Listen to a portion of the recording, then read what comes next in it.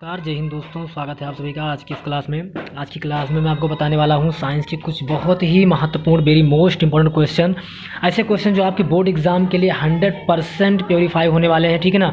और ऐसे प्रश्न जो आपके बोर्ड एग्जाम में आने वाले हैं। तो आज मैंने लगभग 40 से 45 क्वेश्चन लिए हैं जो कि आपके साइंस के बोर्ड एग्जाम में आने वाले हैं। अगर आप भी इस बार क्लास 10th का यूपी बोर्ड से बोर्ड एग्जाम देने वाले हैं तो ये आज की क्लास आपके लिए बहुत ही महत्वपूर्ण है। वीडियो को लास्ट तक जरूर देखिएगा, ठीक है।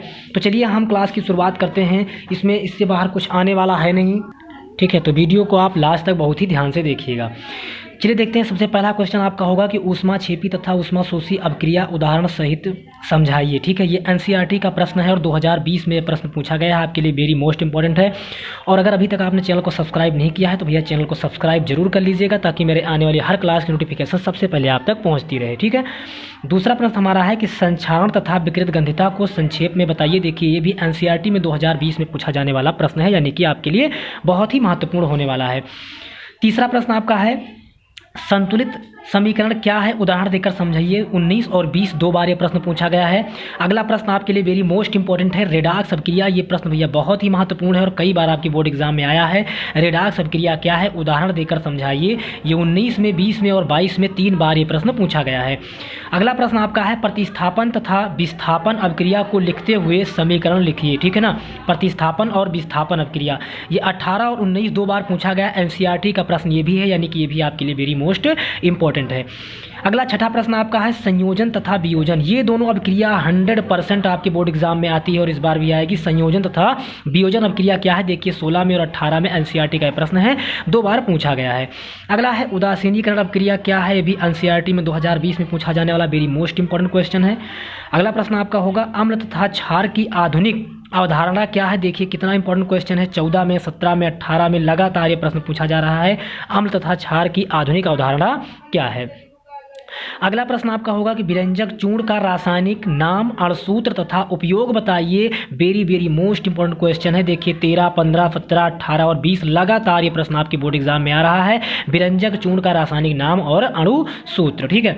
अगला प्रश्न आपका है बेकिंग पाउडर का रासायनिक नाम, अणुसूत्र तथा उपयोग बताना है। ये प्रश्न देखिए 14, 15, 16, 17, 18, 20 और 22 यानी कि लगातार पूछा जा रहा है। मतलब 100% आप नोट कर लीजिए, ये प्रश्न आएगा ही आएगा। अगर अभी तक आपने चैनल को सब्सक्राइब नहीं किया तो भैया चैनल को सब्सक्राइब जरूर कर लीजिएगा, ठीक है।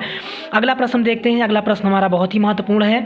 अगला प्रश्न आपका है कि प्लास्टर ऑफ पेरिस और इसे बनाने की विधि तथा एक समीकरण दीजिए। 18, 19, 20 और 22 लगातार 4 बार ये प्रश्न पूछा गया है, यानी कि आपके लिए बहुत ही वेरी मोस्ट इंपॉर्टेंट क्वेश्चन है, ठीक है।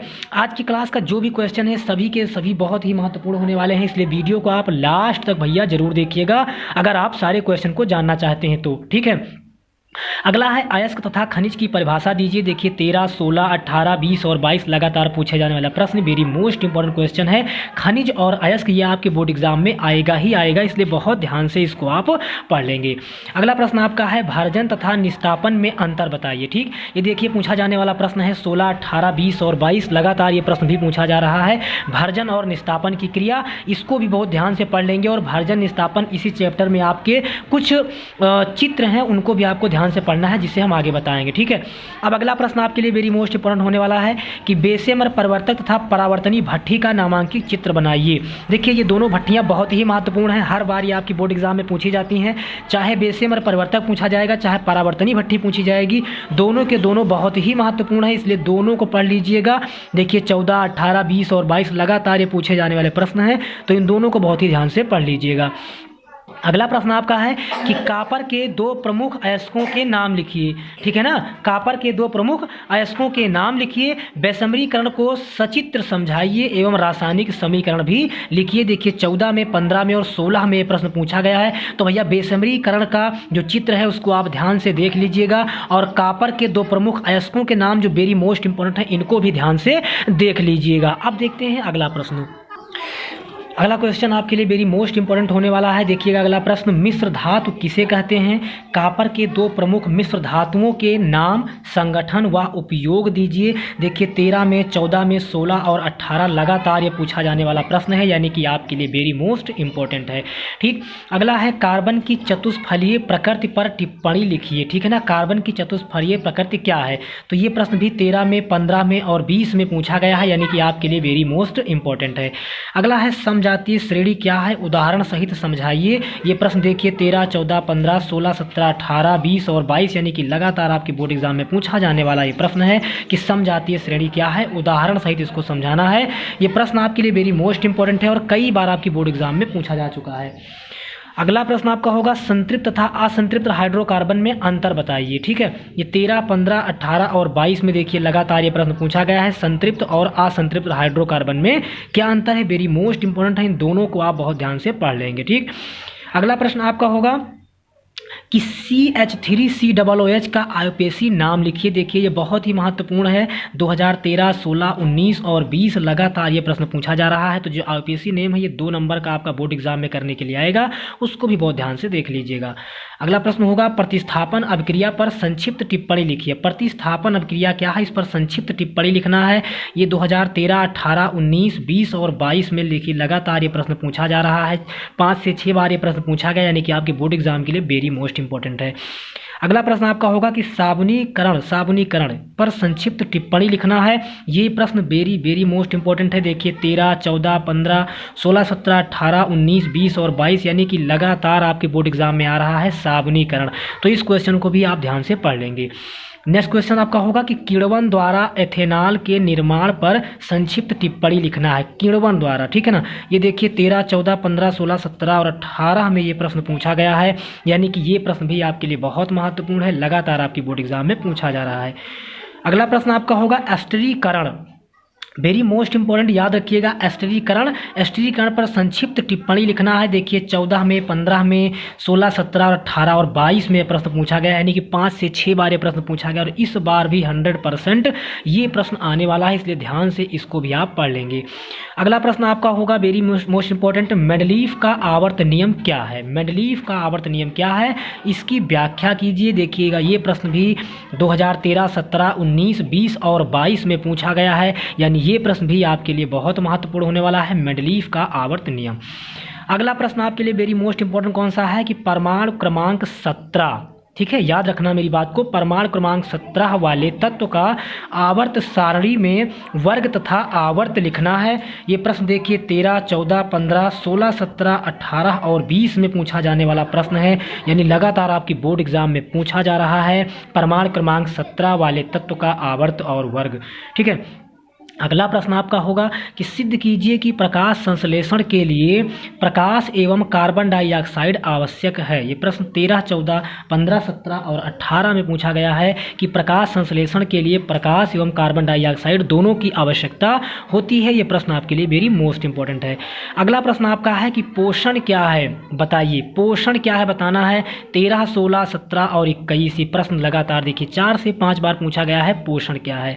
अगला आपके लिए वेरी मोस्ट क्वेश्चन जो है वो ये है कि वाष्पोत्सर्जन, इसका भैया चित्र भी आप ध्यान से देख लीजिएगा, बहुत महत्वपूर्ण है आपकी बोर्ड एग्जाम के लिए। वाष्पोत्सर्जन से आप क्या समझते हैं, इसका महत्व बताइए। देखिए 13, 14, 15, 16, 17, 18 और 20 में पूछा जाने वाला प्रश्न, यानी कि एग्जाम की दृष्टि से बहुत ही महत्वपूर्ण है। अगला प्रश्न आपके लिए वेरी मोस्ट इंपॉर्टेंट कौन सा है भाई कि पौधों के लैंगिक व अलैंगिक जनन में अंतर बताना है। ठीक है, जो कि 14, 16 और 18 में पूछा गया है। और अगर अभी तक आपने चैनल को सब्सक्राइब नहीं किया है तो चैनल को सब्सक्राइब जरूर कर लीजिए। ठीक है, 2014, 16 और 18 में ये पूछा गया है लैंगिक और अलैंगिक जनन में अंतर। ठीक है, 2 से 3 अंतर आपको याद करना है, क्योंकि आपके बोर्ड एग्जाम में हर बार एक अंतर करने के लिए आता है, तो इसको आप पढ़ लेंगे। एक अंतर ये है, एक है धमनी और शिरा में अंतर है, धमनी और शिरा में है, और एक है रुधिर और लसिका। ठीक है, ये 3 अंतर आपको याद करने हैं। अगला प्रश्न आपका होगा कि गर्भ निरोधन की विभिन्न विधियां कौन सी हैं। देखिए एनसीईआरटी का ये प्रश्न है, 13, 14, 16 और 17 में प्रश्न पूछा गया है आपकी बोर्ड एग्जाम में, यानी कि परीक्षा की दृष्टि से वेरी मोस्ट इंपॉर्टेंट है। ठीक, अगला प्रश्न आपका होगा कि पुष्प निषेचन किसे कहते हैं, इसमें होने वाले परिवर्तन बताइए। ठीक है ना, पुष्प निषेचन किसे कहते हैं, इसमें होने वाले परिवर्तन बताइए। 13, 14, 17 और 20 में यह प्रश्न पूछा गया, यानी कि बोर्ड एग्जाम के लिए बहुत ही महत्वपूर्ण होने वाला है। अगला प्रश्न है कि मेंडलीफ के आनुवांशिकता के नियमों की विवेचना कीजिए। ठीक है ना, मेंडलीफ के आनुवांशिकता, उनके आनुवांशिकता के लक्षण क्या हैं, इनकी विवेचना करना है। देखिए प्रश्न 18 में, 20 में, 22 में और 16 में प्रश्न पूछा गया है, यानी कि परीक्षा की दृष्टि से बहुत ही महत्वपूर्ण है। अगला प्रश्न आपका होगा कि प्रकाश के परावर्तन तथा अपवर्तन का नियम लिखना है। प्रकाश का परावर्तन क्या है और अपवर्तन क्या है, इसका नियम लिखना है, जो कि 13, 15, 18 और 19 में लगातार 4 बार पूछा गया है ये प्रश्न, यानी कि आपकी परीक्षा के लिए वेरी मोस्ट इंपॉर्टेंट होने वाला है। अगला प्रश्न आपका होगा कि दूरदृष्टि दोष किसे कहते हैं और इसके निवारण के लिए किस लेंस का चश्मा प्रयोग करते हैं। तो जब आप जानते होंगे कि दूरदृष्टि के लिए जो लगता है वो उत्तल लेंस का बना हुआ चश्मा लगता है। ठीक है ना, उत्तर लेंस देखिए 15, 16, 17, 18 और 20 लगातार आपकी बोर्ड एग्जाम में पूछा जाने वाला प्रश्न है, यानी कि आपकी परीक्षा के लिए वेरी मोस्ट इंपॉर्टेंट है। अगला प्रश्न आपका है कि निकट दृष्टि दोष क्या है, इसमें कौन सा चश्मा प्रयोग करते हैं। ठीक है, तो जो निकट दृष्टि दोष होता है इसमें अवतल लेंस का बना हुआ चश्मा प्रयोग करते हैं। याद रखिएगा, ये प्रश्न आपके बोर्ड एग्जाम में 14, 16, 17, 18, 20 और 22 में, यानी कि लगातार आपकी बोर्ड एग्जाम में पूछा गया है निकट दृष्टि दोष क्या है और इसमें किस लेंस का चश्मा प्रयोग किया जाता है। अगला प्रश्न आपका होगा कि मानव नेत्र तथा इसके विभिन्न अंग तथा नामांकित चित्र बताइए। ठीक है ना, मानव नेत्र के बारे में पढ़ना है, इसके विभिन्न अंग यानी कि इसमें जो पुतली, नेत्र तारा, कार्निया, कचाप द्रव, जलीय द्रव, सभी अंगों के बारे में पढ़ना है और इसका नामांकित चित्र भी देखना है 2010, 17 और 18, यानी कि बोर्ड एग्जाम के लिए बहुत ही महत्वपूर्ण प्रश्न है। अगला प्रश्न आपका होगा कि फ्लेमिंग के वाम हस्त, ठीक है, वाम हस्त का नियम बताइए। एनसीईआरटी का प्रश्न है 2013, 14, 15, 16 और 22 में प्रश्न पूछा गया है। ये लगातार पूछा जाने वाला प्रश्न, यानी कि आपके बोर्ड एग्जाम के लिए वेरी मोस्ट इंपॉर्टेंट है।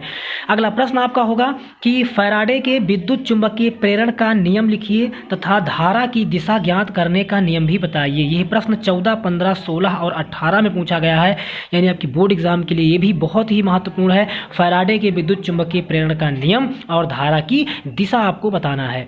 अगला प्रश्न आपको पढ़ना है कि विद्युत मोटर का नामांकित चित्र बनाइए। ठीक है ना, विद्युत मोटर का नामांकित चित्र बताना है तथा कार्य विधि भी लिखनी है। विद्युत मोटर का नामांकित चित्र और कार्य विधि भी लिखनी है। एनसीईआरटी में यह प्रश्न 13, 15, 16, 18 और 22 में यह प्रश्न पूछा गया है, यानी कि आपकी परीक्षा के लिए बहुत ही महत्वपूर्ण होने वाला है। अगला प्रश्न आपका होगा कि विद्युत जनित्र का नामांकित चित्र तथा कार्य विधि लिखिए। विद्युत जनित्र क्या है, इसकी कार्य विधि क्या है, इसका नामांकित चित्र बनाना है। यह प्रश्न आपके बोर्ड एग्जाम में 13, 14, 15, 16, 17, 18, 19 और 20 में, यानी कि लगातार आपकी बोर्ड एग्जाम में पूछा जा रहा है और इस बार भी 100% आपकी बोर्ड एग्जाम में आएगा, तो बहुत ही ध्यान से इस प्रश्न को भी आप पढ़ लीजिएगा। आज का लास्ट क्वेश्चन आपका है कि दिष्ट धारा जनित्र का चित्र बनाइए और इसका नामांकित वर्णन भी कीजिए। ये प्रश्न भी देखिए लगातार 13, 14, 16, 17, 18 और 20 में पूछा जाने वाला प्रश्न, यानी परीक्षा की दृष्टि से वेरी मोस्ट इंपॉर्टेंट प्रश्न है। तो प्यारे मित्र, जानकारी आपको कैसी लगी हमें कमेंट करके जरूर बताएं। चैनल पर नए हैं तो सबसे पहले आप चैनल को सब्सक्राइब जरूर कर लीजिएगा, ताकि मेरे आने वाली हर क्लास की नोटिफिकेशन सबसे पहले आप तक पहुंचती रहे। आप मेहनत और ईमानदारी से पढ़ते रहिए। Best of luck, God bless you.